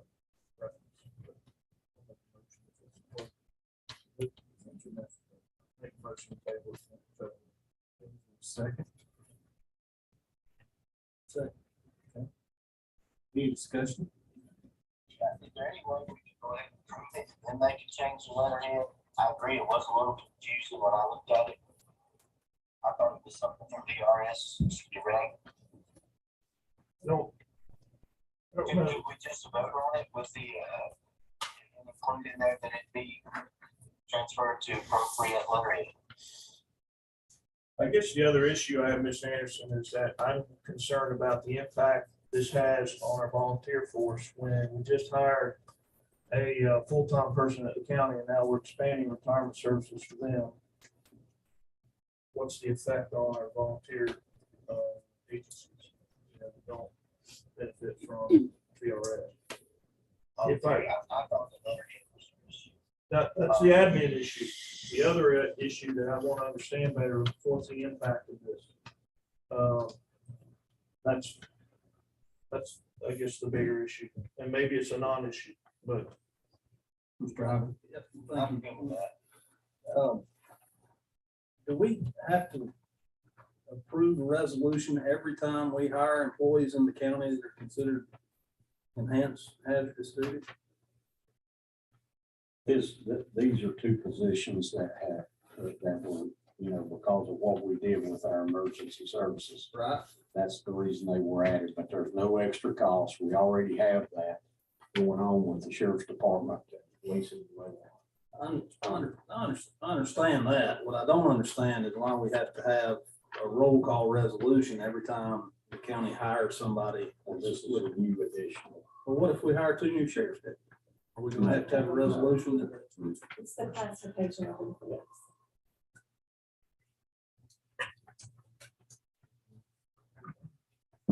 So the emergency classification, that's why we're doing this, is that what I'm hearing? Yes, sir. Originally, when the original resolution was adopted, it was only to cover law enforcement. That's because other emergency services, either fire or EMS, did not exist in Grayson County. That is why we're coming back to you now, asking for the other emergency services to be included with that hazardous duty. It's just the expansion of an existing benefit. Does that answer your question? I think so, and it doesn't affect the budget, it's not a budget issue, so you all said there's no cost involved, I'm just, I guess, not sure why there's an issue. I guess the issue is with me, Zeke, I want to understand it better, and I want to understand the impact of it, and I don't understand it. And so it's probably just John Pat. I just need to understand it better. And I don't think it's a time sensitive issue, right? No. Yeah. I'll give you that courtesy, and I'll go along with you on that. If you need more clarity, I hope in the future you'll give me that same courtesy when I need clarification. I'll gladly try to provide clarity to you anytime. All right, any further discussion? Hearing none, Chair. That's for all those in favor of tabling this item, agenda item for 30 days? Yeah, 30 days. Okay. All in favor signify by saying aye. Aye. Chair also aye. Okay. Next, Sheriff Hall, good to have you with us. Asset forfeiture fund transfer request. Yes, sir. Good evening. Good news. I'm not here to ask for any additional funding. I'm here to request an appropriation for funds that we already have in our drug asset forfeiture fund.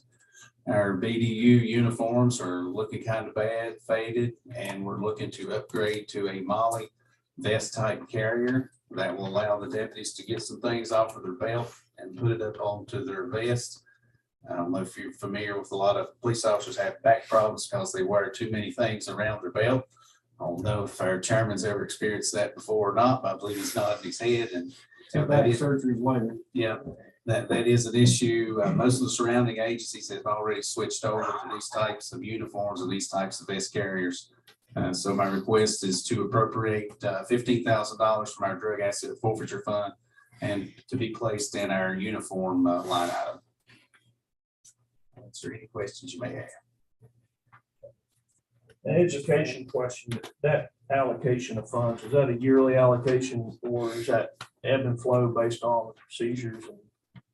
Just as needed as far as the appropriations. Now, anytime we have a drug seizure, that money is placed either into one of three accounts. We have a federal, a state, and a local asset forfeiture account.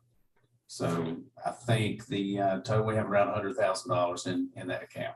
Does it roll over every year? I mean, it just stays there? Yes, it's there. Okay. All right. Sure. Yeah. Well, we have a motion to approve and we have a second by Mr. Ivy. So we are at the point of discussion. I just had a question for the sheriff. If there's any stipulations on that fund that he has for asset seizure? Yes, there's several stipulations on that. It can be used for equipment, for training, for the hiring of a new officer for 1 year. It can be used for overtime. It can be used for several things specific to our job function, but there are a lot of restrictions on it, yes. All right, thank you, sir. Mm-hmm. Any further discussion? Having a motion and a second before the board, Chair. All in favor, signify by saying aye. Chair also aye. Any opposed? Thank you very much.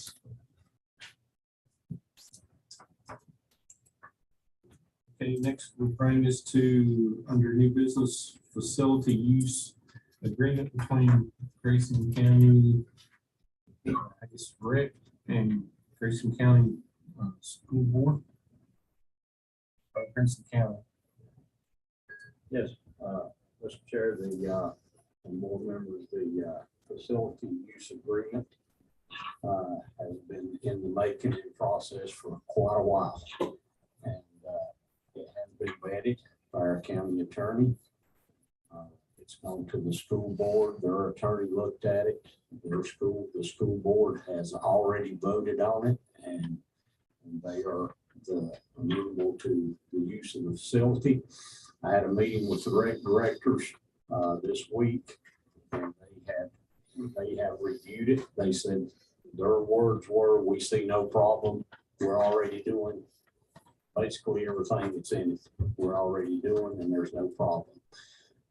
The main thing, and then I sent it back once the school board voted on it, their attorney and all, sent it back to our attorney. And said, you know, there's nothing that is legally out of line in this. It's just a matter of the board likes the language, if they're okay with it. And he didn't see anything. Did point out though, in our discussion, the agreement was changed from 50 years to 10 years. So just pointing that out, not saying that that's a problem. I just want to make the board aware of that. That was the biggest thing that I saw, was that the agreement changed from 50 years to 10 years. Every 10 years. So, but other than that, you can see their school board chair has already signed the agreement. And that's the only thing I want to point out to the board. I'll make a motion to approve. Further discussion? I'd just like to say that I saw an announcement showing open gym at Independence Elementary, the high school, and I think up at Highland School. So they're already providing opportunities for citizens to go and work out or activate, however you do that. So I think it's good. Thanks to the school and rec department. I would like to put a plug in for pickleball at this time. Do you actually play pickleball? No, I don't, but I'd like to put a plug in for it. Because, some of our citizens have asked about that, and I won't name the names, but anyway, we do have that going on at the elementary school. There's not been very many participants, but we do have pickleball going on offered at the elementary school here in Independence. So we're looking for more participants to do that activity. So just throw that out there. And the director of the rec park have been very elated and surprised at the amount of participants that they're having, especially up in Grayson Highlands. People coming and walking and using a great exercise room there. Matter of fact, we have a treadmill that the county has that we're probably going to put up there in that facility also. So there's some good things going on. There's more good things going on. More of the good things scheduled. But thank you. There's no further discussion. The motion before the board in a second. All those in favor signify by saying aye. Aye. Any opposed? Chair also aye. Okay. Next, Mr. Smith, board appointments. Yes, Mr. Chair, the Cleo's, of course, is a one-year appointment. Normally, that is the chair and vice chair that serves. The reason that's a one-year appointment because chairs and vice chairs can change, and ours is the same this year. So the recommendation would be that the chair and vice chair continues in those appointments. And the only other one that I think we need to take action on tonight, you can speak on Providence Rec Park Advisory, but the only other one is Emergency Service Commission, a one-year term. Tracy Anderson has been serving in that role, and his term will expire next month. Mr. Anderson, are you willing to continue serving on that commission? Yeah, I would like to do so unless there's someone else that, Mr. Albury, if he's interested, but I've missed their last 3 or 4 meetings because they conflicted with our meeting, so I don't feel like I got to give them full justice this past year, but yeah, I'd like to do that, but if someone else is interested, I will hog it.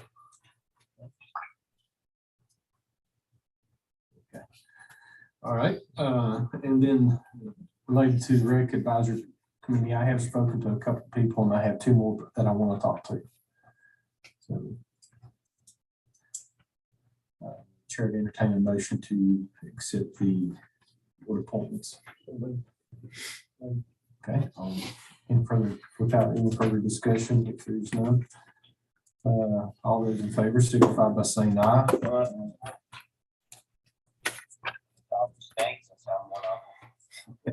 All right, Chair also aye. All right.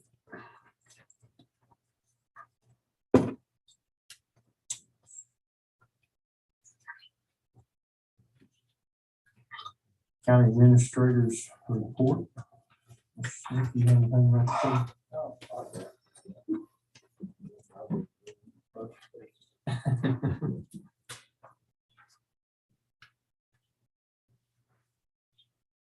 Mr. Chair and fellow board members, I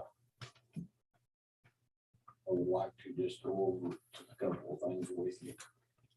We have an important meeting, public meeting coming up. It was advertised, came out in the paper Wednesday, January the 27th, 2023 at 4 o'clock in the Gate Center. 17th, what I say, January 17th, 2023.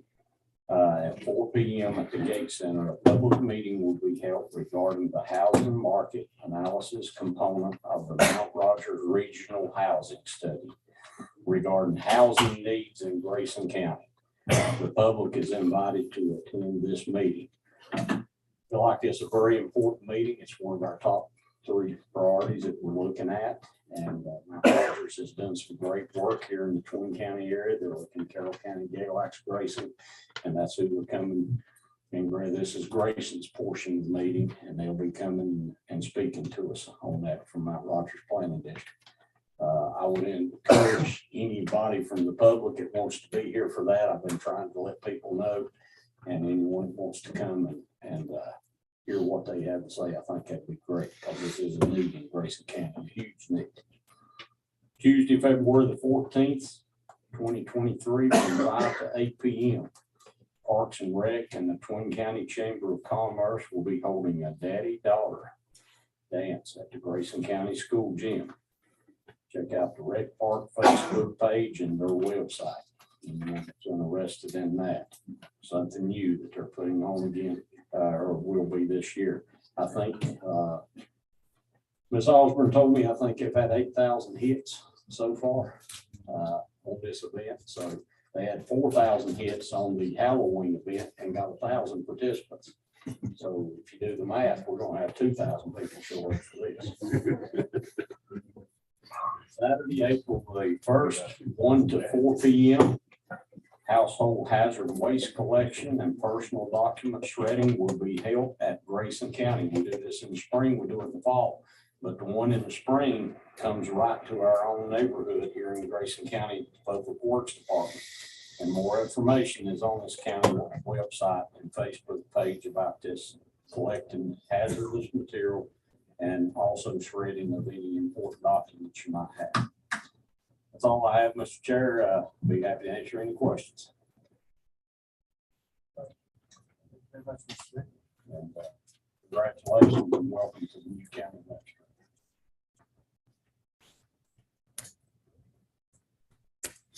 Brings us to registered speakers and public comment.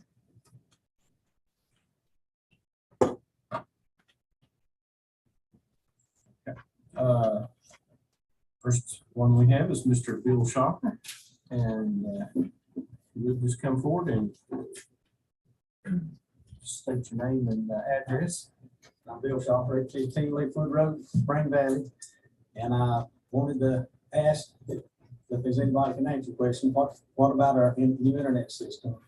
Where are we standing, what's the criteria? We're hearing a lot of people's not going to be available to have it. I I talked to some of the engineers and talked to some of the people that are doing the work and, but what's going on? I mean, we're in a section, we don't do nothing. If you don't come through CenturyLink, you don't get none of that. Cell phones, I get out of my house and go up that mountain and talk. So what are we looking at? Does any of y'all really know? I mean, I know there's nobody, I told me that guy would be here. To be honest. I guess Supervisor Fant will be our, since he's on the board, broadband board will be our closest thing we have to an authority. Well, this is public comment, so technically, I mean, if we suspend the rules, I'll try to, but I can also talk to you after the meeting real quick, and kind of give you if we'd rather not. Would that be fine? Same question. I've asked the same question several times. I get the same question. I'll try to answer if it's okay with the board to suspend the rules, but the rules. Well, that's okay. I'll talk to you. I'll talk to you later. That'd be fine. Okay.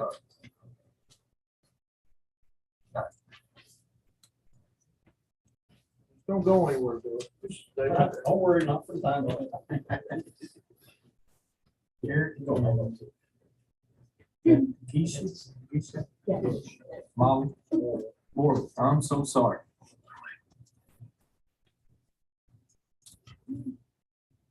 I'd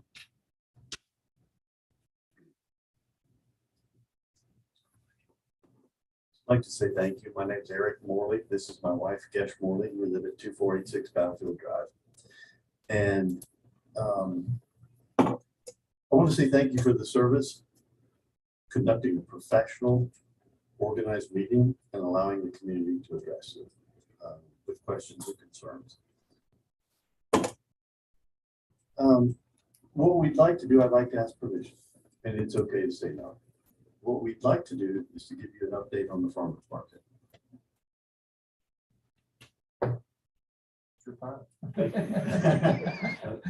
So with that, I'd like to ask Gesh to talk about the town council meeting this week. We attended the town council meeting 2 nights ago. It was not as refreshing as this one is. What we learned is there's been almost no progress since the roof went on. We were hoping there was behind the scenes progress, but alas, there is none. It was hard to get much information. We do know that they're over budget. Not very surprised to hear that. A little surprised, if you don't know, we were part of and are members of the Timber Framers Guild that had initially put up the structure. The structure did not go over budget. That was a fixed budget item. So the over budget part must have been in the gradient somewhere else, but it was not from the guild. They also have not been looking for any more money. I don't think they knew what grants were, but they're certainly not writing them.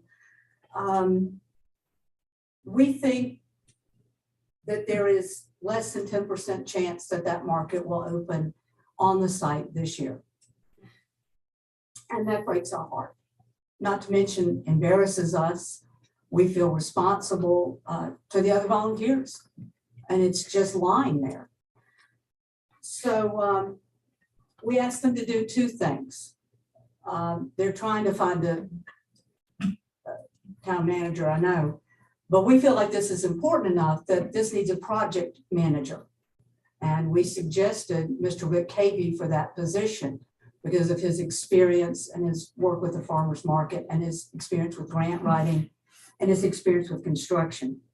We also have asked them to break this, and to do this, they have to go back to the architects and the engineers to break it into 2 separate projects so that the pavilion part could be finished while they raise money to do the part that people don't know is still supposed to happen, a stage that would have bathrooms in it. And there's also, that's not a fishing pond, it's a drainage thing. Maybe it could be a fishing pond. So anyway, we asked them for that. We didn't get any response. Can I have a little bit more time? Oh, may we have a little bit more time? We've got one more speaker to come forth, and then we have a closed session. But if you would like to talk with any of us, we'd be more than happy to try to work with you.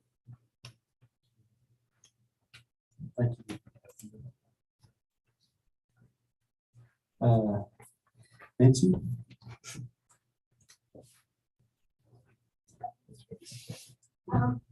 Betsy Sharon, 3 Foxfire Lane. I'm not here to talk about Gigabeam. I found another route.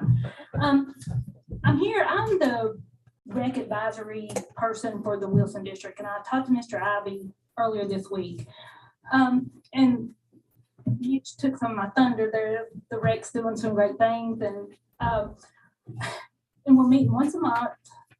And we just, I think we need a little guidance maybe from you guys on where rec, tourism, possibly the ag people, where the lines are, and we work together, that's not it, but we'll bring things to the rec director and we'll talk it out, and then we're going, okay, is this rec? Is this tourism? Is this ag? When we're looking at moving countywide, and that is our goal, is to be countywide. It's easy to say, like I can say the people in Mount Rogers are asking for a walking track, around their school, so people up there would have something to do. That's easy to classify, that's rec. But then if we go and say, okay, the whitewater facilities coming up there, even if we do something with them, does that fall more under tourism? There's this line of, we're not really sure what you exactly want from us. And we do need a Providence and probably a Baywood or Old Town, is that right? Because it's really just 3 of us showing up every month. And we do want to have countywide representation. So maybe we need to meet maybe with Tracy Cornett, with Lindsay Young, Keith, any of us, any of you, and get more of a direction. We want to dream big, and as Mr. Steve, I can't remember, Warrior pointed out, it's let's dream big, and it may be a slow process, but if at the end we're getting what we want, then we're happy with that. But if y'all can just shoot us some guidance maybe on what you really want from the rec advisory board, we appreciate it. Thank you. Thank you. That's all our speakers.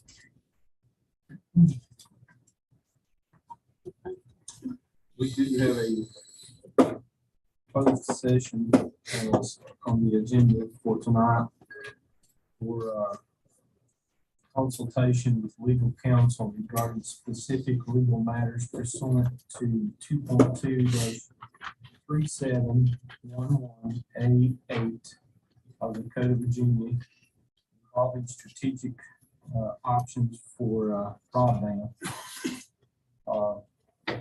Chair will entertain a motion to go into closed session. Okay. All in favor, signify by saying aye. The board will take 10 minutes to convene a closed session.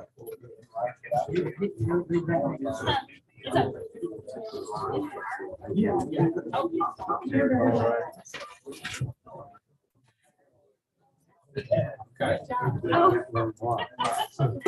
About 10 minutes.